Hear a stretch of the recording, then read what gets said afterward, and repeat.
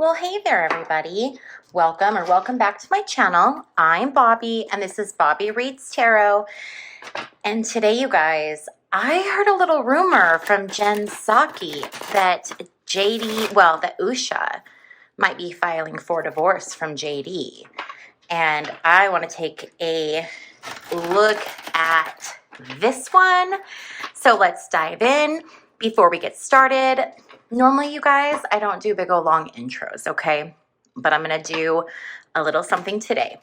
I'm filming this Thursday night, and I just got home from my daughter's band concert. She's in the 7th grade, but got asked to play with the high school kids. Now, you guys know we just recently moved, and we moved to the teeniest little town where, like, the high school, the junior high, and the elementary school are all together. So we go into this band concert tonight. There weren't 15 kids on that stage. Well, no, maybe there were 20. There were probably about 20 kids on the stage. It was so tiny. They played so terribly, but it was so wonderful. So I'm just in the best mood right now after just, watching these kids try so hard and be so proud of themselves. So, yeah, so I just wanted to share that energy with you guys so that you can, tap into that. Because I'm sure a lot of you were that kid or are that parent or are that grandparent. So, anyway, okay, you guys.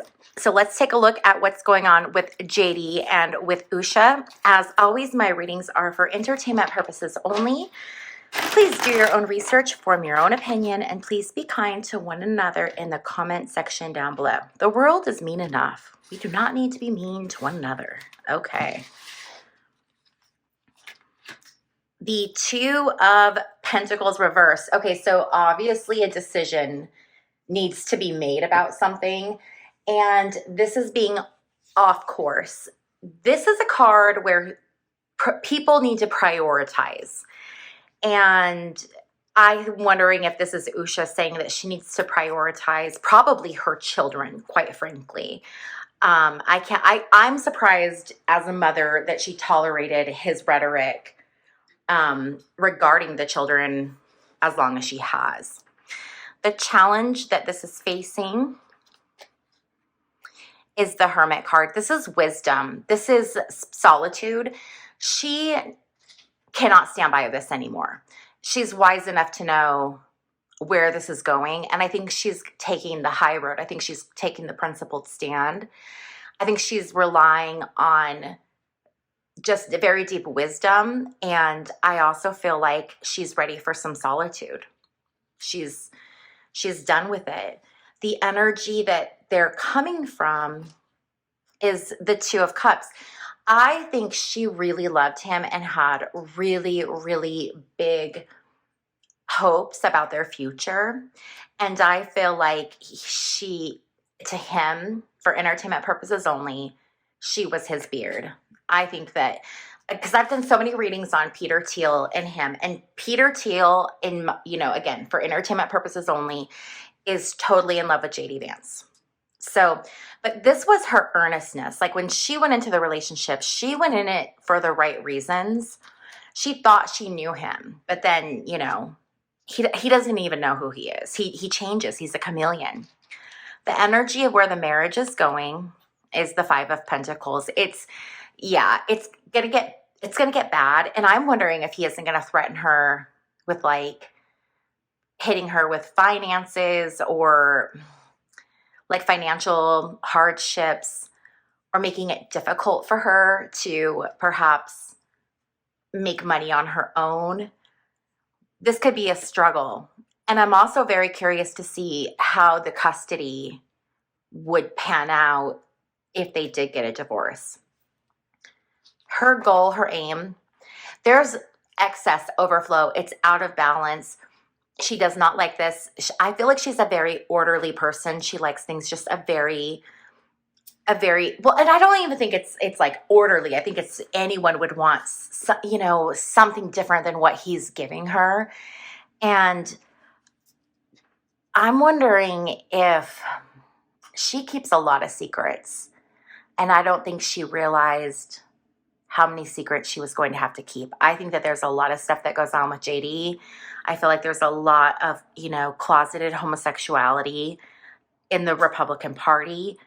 I don't know why I don't know. Anyway, what they don't see coming or the underlying issue is the King of Cups reverse. He is emotionally detached. So I don't know. I'm not, a doctor. I can't diagnose people, but I think he's probably got some kind of a personality disorder. I think he really lacks empathy, like in a major, major way. I don't know if he's a narcissist. I don't pay enough attention to him. I don't think he is, but who knows, But he is emotionally unavailable. And this could also be her having to compete for his love and affection and attention from another man. Again, this Peter Teal thing, I feel like there's something that's unfinished business. The energy of their marriage is the Five of Swords reversed. This is unnecessary conflict. So they're fighting a lot. And JD's probably doing things to pick fights to set her off. The environment is the Knight of Swords. This is a battle, an opponent. They are fighting bad. Hopes or fears. The Ten of Wands reversed is a card of needing to reassess. She's reassessing everything. This is not what she wants. It's not what she signed up for.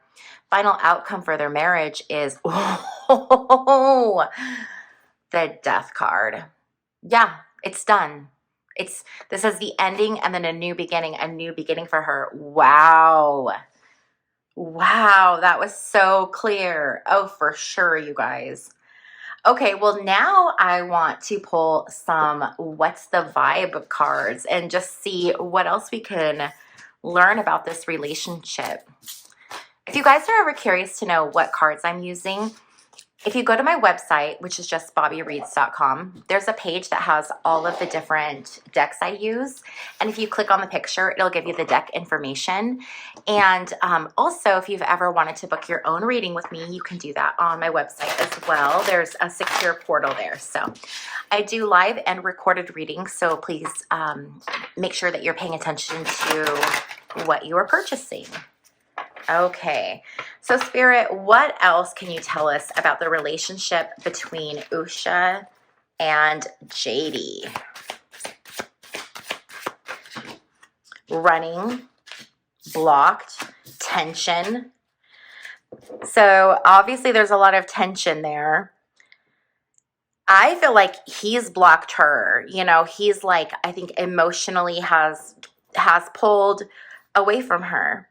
I really feel like she was his beard, his cover, where, oh no, he's a straight man, family values. And I just don't feel like he is. He's in denial from who he really is. He's running from the truth. Let's pull some of these What's the Tea cards and see what else we can get here. It's juicy, isn't it? What's the tea? Is there a card flipped? No. Okay. What's the tea between Usha and JD? What is the tea? What do you have for a Spirit? We have threatening, kissing ass, cyberbully. So I'm wondering if there isn't some conversations going on behind the scenes with players, if there's some kind of interpersonal dynamic between her and I don't know, I can't imagine Peter Teal cyberbullying Usha Vance, but what I'm thinking is it's are they having conversations? Did she maybe, catch them doing something or discover something? And now it's they're threatening her that if you say anything, this is not going to end well for you. What this is really giving me is when there's a relationship and someone's cheating and the spouse catches them and then there's a contentious, like, relationship between, oh my gosh, all I can think of, you guys, is the show The Office, which is the greatest show ever made. And when Angela is married to the senator, and then Oscar and the senator start having an affair, and then when, like, she finds out, it feels like that energy. It feels like that energy. You know what I want to do? I actually want to read on JD and Peter Thiel and just check that energy again to see what we have going on. So let's see what's going on right now between Peter Thiel and JD Vance.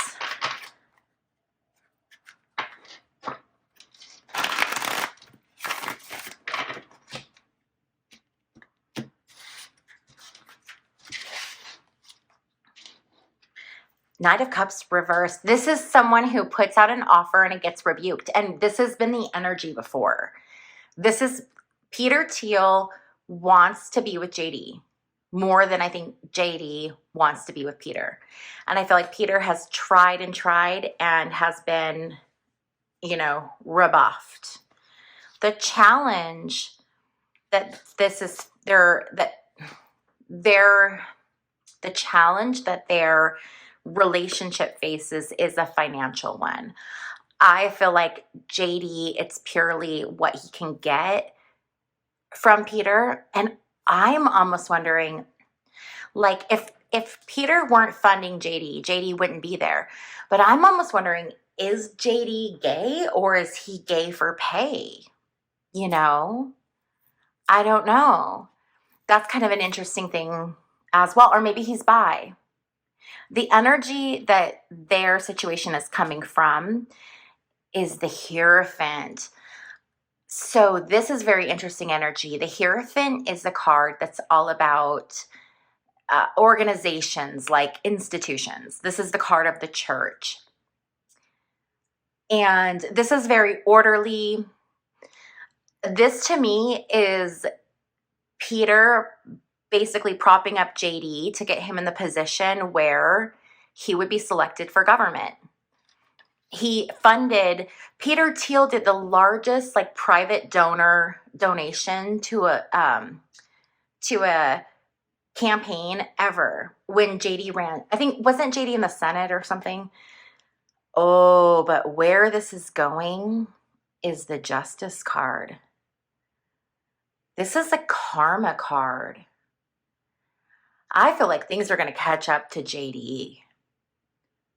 I feel like when things hit for Trump, it's going to catch up. This is also a balancing card. There's unfinished business between Peter and JD. That story is not over. It is incomplete. The underlying issue is a Queen of Swords. Queen of Swords is, it can be making excuses for like snotty behavior, but it's also, this is a divine feminine energy, very knowledgeable, very striking. This is, I think, Usha. Maybe JD does love Usha a little bit. Or maybe the underlying issue is if Usha leaves him, how it's going to look. That could be it too. Actually, now that I think about it, that makes a little bit more sense than him actually having feelings for her. The energy of their relationship is the Moon. This is secrets. The Moon is also the card, it's the card of Cancer, which is incredibly sensitive energy. So this is a very sensitive situation, and I feel like they're both hypersensitive men. The environment is the Four of Cups reversed. This is boredom and dissatisfaction. JD just is not, like, he's just not that into it. I mean, you know what I mean? Do you guys remember that book? He's just not that into you.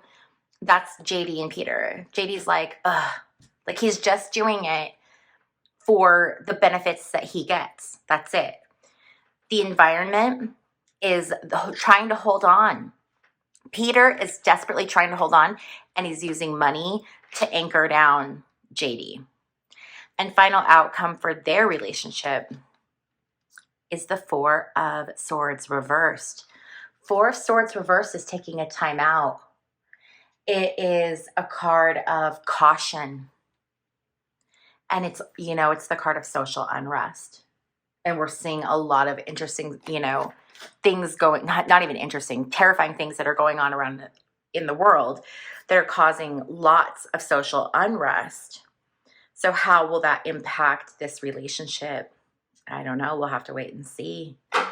All right, you guys, let's change gears now. You know, I love to end my readings with an oracle card. I just threw a card on the floor. Today, we are going to use the Starseed Oracle. And in case you guys are wondering if I started the video with rings and I'm ending it without rings, yes, I stopped in the middle of the video and I washed my hands and I took my rings off and I forgot to put them back on. So you are not imagining things, my friends. Okay, let's see. What does Spirit have for us today? What should we know on this Friday for our weekend? What does Spirit want us to know? Boy, that came out fast. Loosen your grip. This says, coping mechanisms, density, addiction, let God in. We're cyclic beings, and Mother Earth teaches us how to be human every day with the coming and going of the tides and the seasons.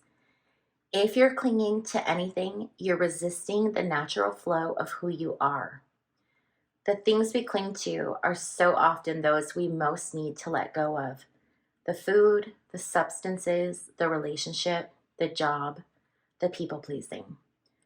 The things we cling to often cover up our most vulnerable space, the part we're most afraid to leave empty, the part we guard and don't let grace into.